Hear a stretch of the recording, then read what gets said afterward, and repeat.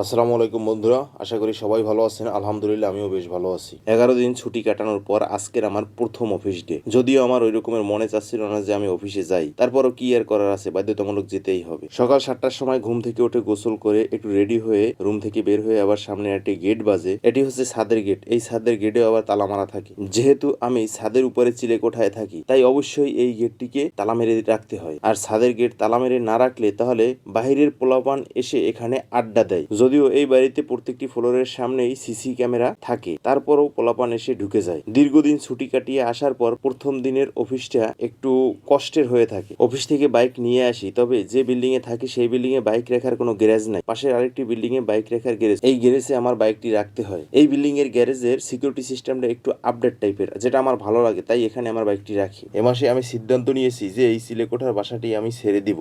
যেহেতু ইহানের আম্মু বাড়িতে চলে গেছে, তাই অযথা টাকা খরচ না করাটাই ভালো হবে। এদিকে অফিসের সহকর্মীরা অফিসের গেটের সামনে তারা অপেক্ষা করতেছে, কারণ গেট এখন পর্যন্ত খোলে নাই। এদিকে মাহবুব ভাইকে বারবার কল দেওয়া সত্ত্বেও মাহবুব ভাই ফোন ধরে না, কিংবা তার ফোন বন্ধ ছিল। তাই ম্যানেজার ভাই আর আমরা সবাই মিলে দেখতেছিলাম যে তালাটা ভিতর থেকে কিভাবে খোলা যায়। যাই হোক, যে কোনো এক উপায়ের মাধ্যমে আমি আসলে তালাটা খুলতে সক্ষম হই। অলরেডি আমরা অফিসে এন্ট্রি নিয়ে নিয়েছি। অফিসের টুকটাক কাজ সেরে আমরা বাইরে বের হতে যাব। দীর্ঘদিন ফেলে রাখার কারণে রাকিবের গাড়িতে স্টার্ট নিচ্ছিল না। কিছুক্ষণ ধাক্কাধাক্কির পর স্টার্ট নিয়েছে। এখন আমরা বাইরে যাওয়ার জন্য প্রস্তুতি নিয়েছি। তবে একমাত্র আল্লাহ তালাই জানে যে আজকের কয় টাকা পাই কি না পাই, কারণ ঈদের পরের সময়গুলোতে ঢাকা শহরের অবস্থা এমনই হয় যে অনেক সদস্যই আসলে বাড়ি থেকে, গ্রামের বাড়ি থেকে তারা ঢাকা ফিরে না, তাই অনেক সদস্যের বাসা বন্ধই থাকে। এরকমের ঠক ঠক করতে করতে প্রায় এক সপ্তাহ কেটেই যাবে। তবে এই সপ্তাহে অতটা কালেকশন শুরু হবে না, আগামী সপ্তাহ থেকে ফুলদমে কালেকশন শুরু হয়ে যাবে। যেহেতু আমি ঢাকা শহরে 4 বছর যাবত কাজ করতেছি, তাই এটা আমার বাস্তবিক অভিজ্ঞতা। বিশেষ করে মহিলা সমিতিতে প্রায় 50% টাকা পাওয়া যায়,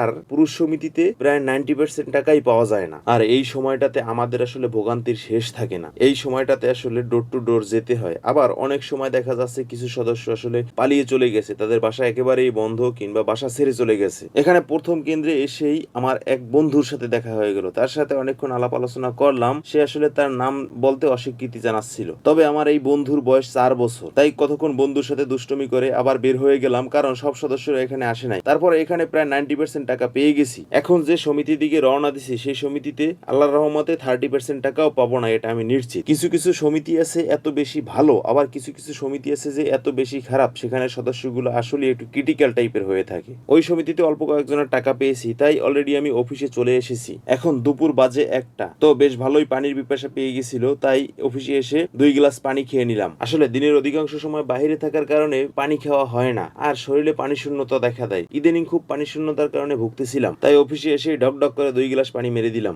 যাই হোক বন্ধুরা, ধৈর্য ধারণ করে আমার ভিডিওটি দেখার জন্য আপনাদেরকে অসংখ্য ধন্যবাদ। যদি আমার এই ভিডিওটি ভালো লাগে তাহলে অবশ্যই পেজে ফলো দিয়ে রাখবেন, আর ভিডিওটি কেমন হলো অবশ্যই কমেন্ট বক্সে জানাতে ভুলবেন না। তো বন্ধুরা, আজকের এ পর্যন্তই। সবাই সুস্থ থাকবেন, ভালো থাকবেন। আল্লাহ হাফেজ।